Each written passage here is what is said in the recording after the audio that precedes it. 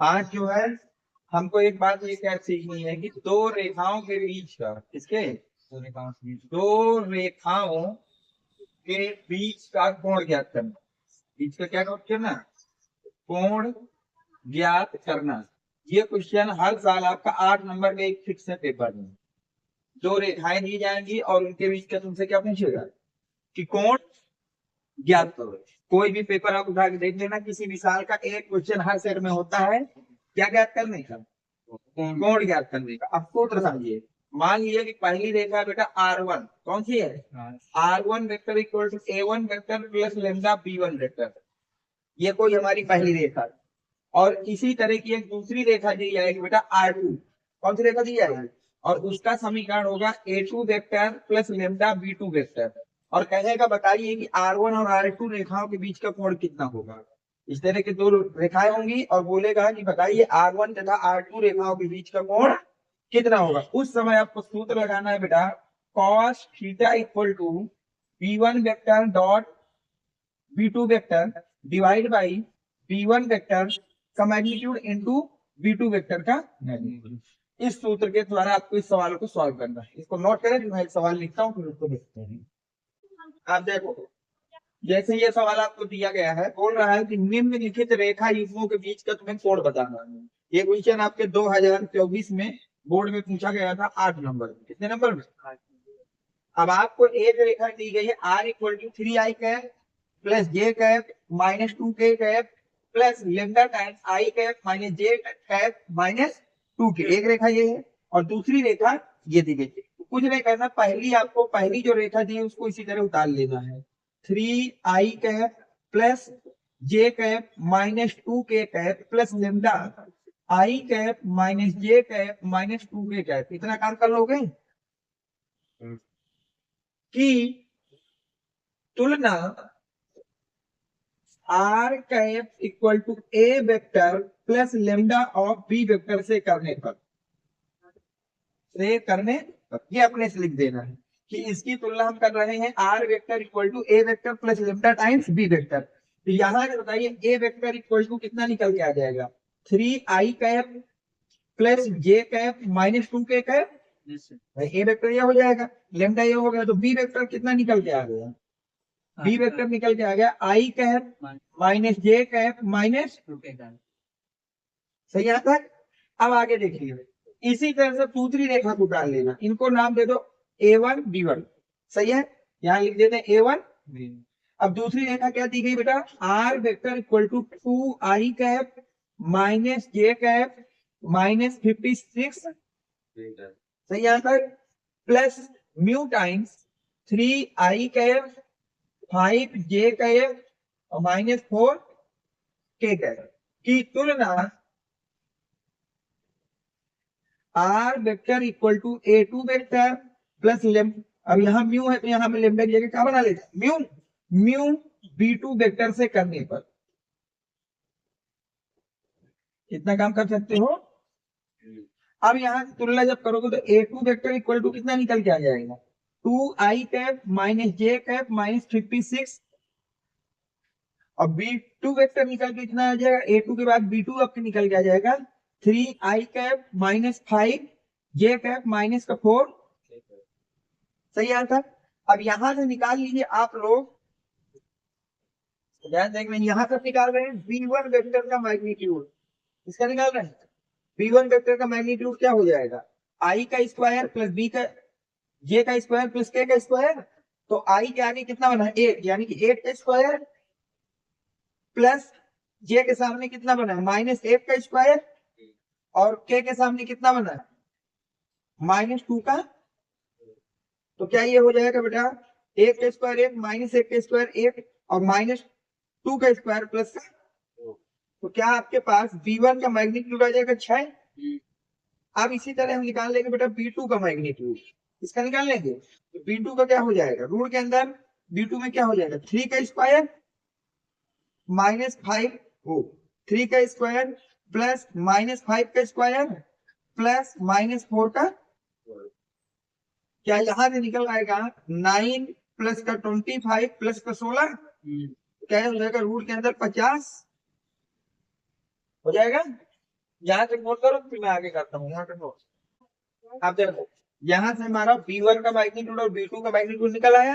अब हम निकाल लेते हैं B.B1.B2, क्या निकाल लेते हैं B1.B2। तो ध्यान से देखना, अब यहां से हम लोग निकालने जा रहे हैं बेटा B1 vector dot B2 vector equal to B1 vector कितना है I cap minus J cap minus 2 K cap, और B2 वेक्टर कितना है 3I cap minus 5 J cap minus का 4। सही आता है। अब देखो मल्टीप्लाई भी ये करना होता है, सेम का सेम से मल्टीप्लाई करना है। तो 3 का मल्टीप्लाई 1 से करो, 3I का I से, माइनस प्लस हो जाएगा यहाँ पर। अब -1 का -5 से करोगे तो प्लस का प्लस है, -2 का -8 से करोगे तो प्लस का, क्या ये आ जाएगा 8 + 8 = 16।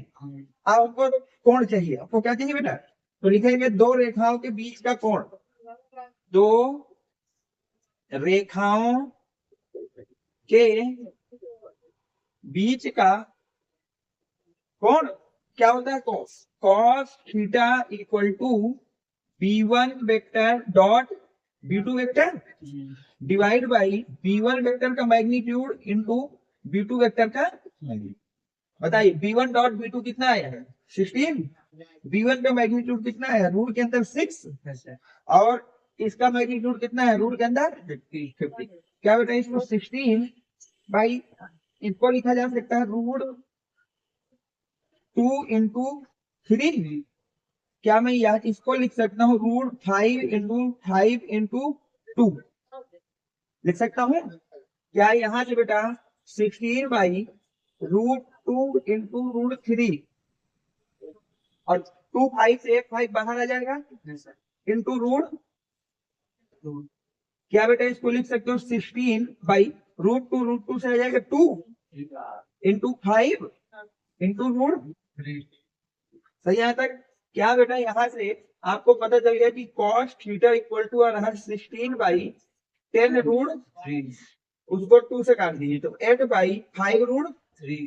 तो ये तो cos थीटा की वैल्यू है नहीं, तो फिर थीटा के टर्म में आंसर निकाल देंगे, theta equal to cos inverse 8 by 5√3।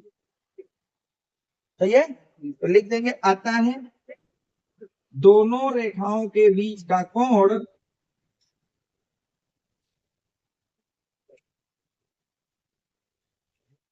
cos inverse 8 by 5√3 होगा। सही है, बस इतना करते तो आपको पूरे 8 नंबर मिलते हैं। देख लो समझ। अब देखो इस सवाल में क्या बोला है, निम्नलिखित रेखा युग्मों के मध्य का कोण ज्ञात करना है। आर दिया है I cap minus 2J cap plus 3K cap plus L times I cap minus J cap plus 3K cap, और R vector equal to 4I cap minus J cap plus M times 2I cap minus J cap plus 2K cap. 5 marks का question है, 2016 में board ने भी पूछ चुका है। अब कैसे करेंगे ध्यान दो, मैंने क्या बताया तो पहले जो रेखा दी गई उसको वैसे ही लिखो, R vector equal to I cap minus 2J cap plus 3K cap plus L times I cap minus J cap plus. सही है, अब लिखेंगे कि R vector equal to A1 vector plus L B1 vector से तुलना करने पर। सही है, तो जब तुलना करोगे तो A1 वेक्टर आपके पास कितना निकल के आएगा I cap minus 2J cap plus 3K cap, अब B1 वेक्टर निकल के कितना आएगा I cap minus J cap plus 3K cap.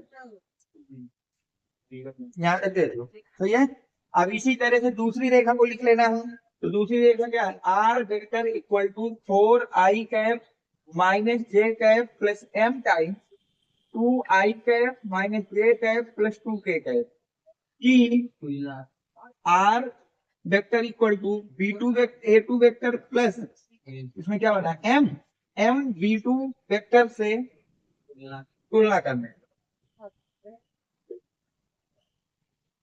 तो यहाँ तक अब अगर तुलना करोगे तो यहाँ से तुम्हारा निकल के आ जाएगा बेटा जो A2 वेक्टर है वो निकल के आ जाएगा 4i cap minus J cap plus का 0 के कैप लिख सकता हूँ। सही है भाई, कुछ नहीं तो 0 के कैप लिख दिया। और अगर मैं B2 वेक्टर की बात करूँ तो B2 वेक्टर हमारे पास आएगा 2i cap minus J cap plus का, सही है। अब यहाँ से मैं निकाल रहा हूँ बेटा B1 वेक्टर का मैग्नीट्यूड। B1 वेक्टर क्या निकाल रहा हूँ, तो B1 वेक्टर ये ध्यान से देखना, रूट के अंदर 1 का स्क्वायर प्लस माइनस 1 का स्क्वायर प्लस 3 का स्क्वायर, ये हो जाएगा रूट के अंदर 1 का स्क्वायर 1 माइनस 1 का स्क्वायर 1 और 3 का स्क्वायर, ये रूट के अंदर कितना आ जाएगा, ये रहा। सही है ना। अब इसी तरह निकालेंगे बेटा B2 वेक्टर का मैग्नीट्यूड। तो B2 वेक्टर का मैग्नीट्यूड कितना हो जाएगा, 2 का स्क्वायर 1 माइनस 1 का स्क्वायर प्लस 2 का स्क्वायर, तो 2 का स्क्वायर हो जाएगा 4, 1 का स्क्वायर 1 और 4 2 का स्क्वायर 4, ये आ जाएगा आपके पास बेटा B2 vector equal to root के अंदर 9, कितना आ जाएगा 9, जिसको आप लिख सकते हैं रूट के बाहर 3। ठीक है, तो यहाँ तक। अब आप निकाल लीजिए बेटा B1 vector dot B2 vector, क्या निकाल लीजिए B1 वेक्टर। तो B1 वेक्टर क्या है तुम्हारे पास, आई cap minus J cap plus का 3 के कैप डॉट B2 वेक्टर क्या है 2i cap minus J cap plus का, तो अब यहाँ पे मल्टीप्लाई कर दो, आई का आई के साथ होगा 2, माइनस 1 का माइनस 1 के साथ प्लस का 1, 3 का 2 के साथ 6, ये कितना हो जाएगा 9।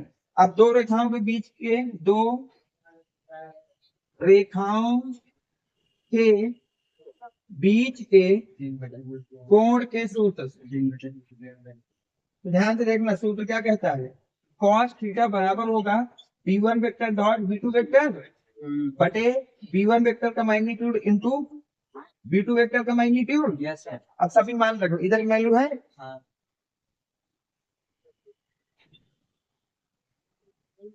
तो जब मान रखोगे तुम तो यहाँ से कितना निकल जाएगा, cos theta equal to B1 vector into B2 vector dot वाला कितना आया था 9। हाँ, B1 का मैग्नीट्यूड कितना है 11, रूट 11 इंटू B2 का मैग्नीट्यूड 3 से काट दोगे तो आपका cos थीटा इक्वल टू बनेगा 3 बाई रूट के अंदर, ये भी किसी थीटा की वैल्यू तो है नहीं, तो cos को उधर भेज दो, थीटा इक्वल टू आ जाएगा cos इनवर्स 3 बाई रूट 11 और नीचे लिख देंगे आता है दो रेखाओं के बीच का कोण cos इनवर्स 3 बाई रूट 11, सही है।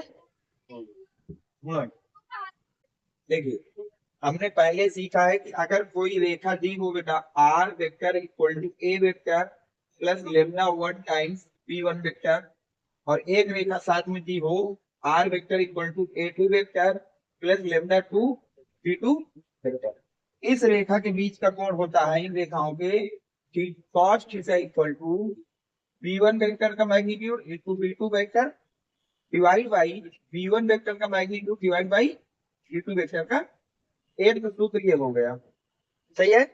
और अगर रेखा इस तरह से दी हो जैसे ऊपर वाली दी है, कैसी दी है, मतलब कुछ ऐसी दी हो x माइनस x1 बटे a1 बराबर y माइनस y1 बटे a2 को b1, z माइनस z2 बटे c1 and x minus x2 by a2, y minus y2 by b2, z minus z2 by c2, तो इस रेखा के बीच का कोण होता है बेटा cos theta equal to a1 into a2 plus b1 into b2 plus c1 into c2 divide by root के अंदर a1 square plus b1 square plus c1 square into root के अंदर a2 square plus b2 square plus ये होता है। तो यहाँ पर हमें पता चल गया कि ये दो तरह के सूत्र होते हैं हमें कोड निकालने के लिए, पहला वाला नहीं लगेगा क्योंकि समीकरण नीचे वाले के स्थान में, तो हम नीचे वाले पे चलते हैं, सही यहाँ तक इनको नोट कर लेना, दोनों सूत्र हैं, सही है।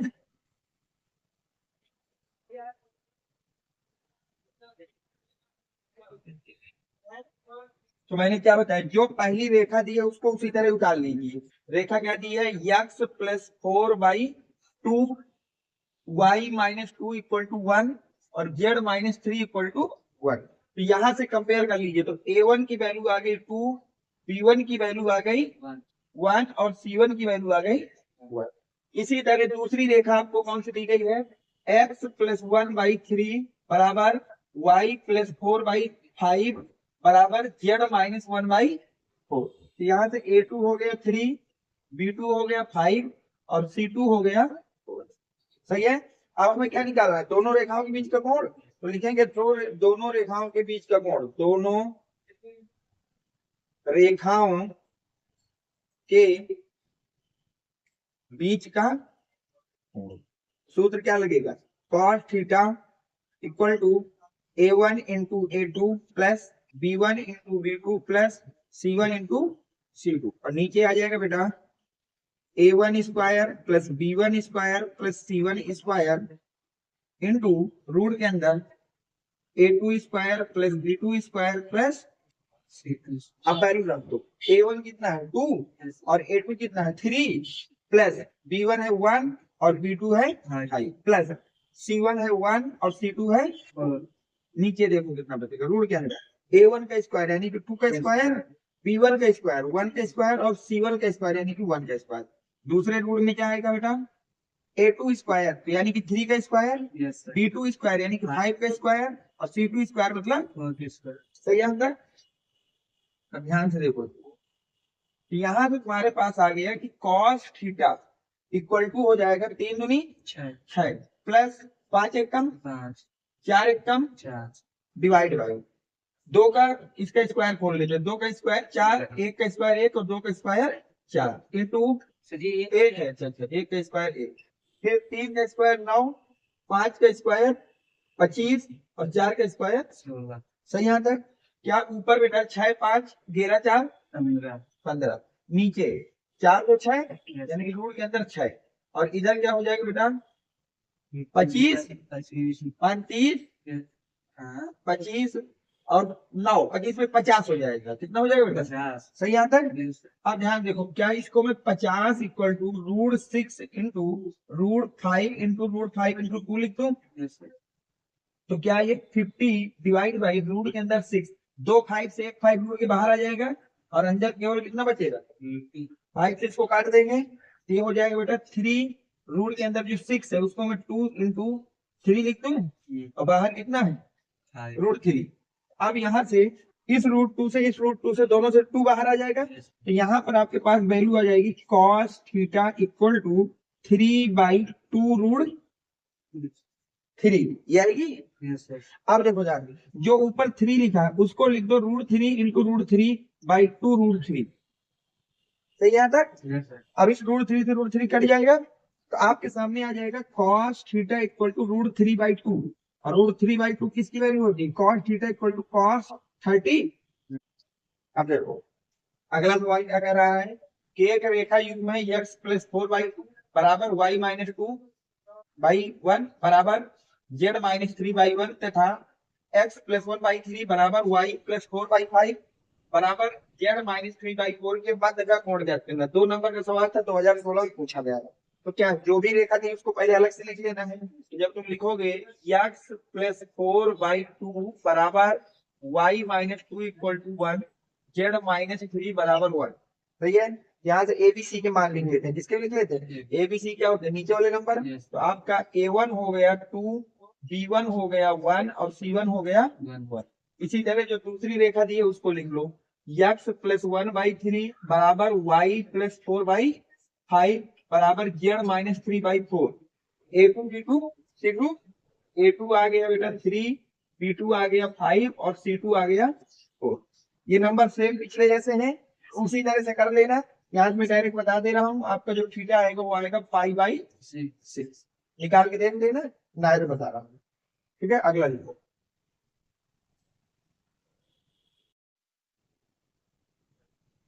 अब देखो ये तो है क्या कह रहा है कि रेखा युग्म x प्लस 3/3 बराबर y माइनस 1/5 बराबर z प्लस 3/4 तथा x plus 1/1 y minus 4/1 z minus 5/2 के मध्य का कोण ज्ञात करता हूँ। मतलब क्या कहते हैं ना, 4 नंबर का सवाल था 2024 में, सिर्फ नंबर एफबी में पूछा गया था। तो हमको क्या करना है, सबसे पहले जो भी रेखा है उसको अलग से लिख लेना है। तो लिख लेंगे हम लोग x प्लस 3/3 बराबर y माइनस 1/5 बराबर z प्लस 3/4। अब यहाँ से A1 P1 C1 हो गए।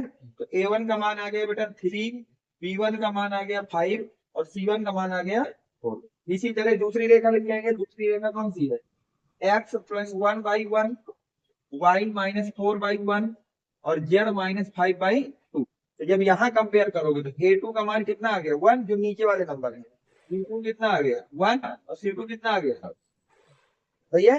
दोनों रेखाओं के बीच का कोण, दोनों रेखाओं के संख्या चेंज कर दिए थे क्या? संख्या चेंज कर दिए नहीं तो दोनों रेखाओं के बीच का कोण,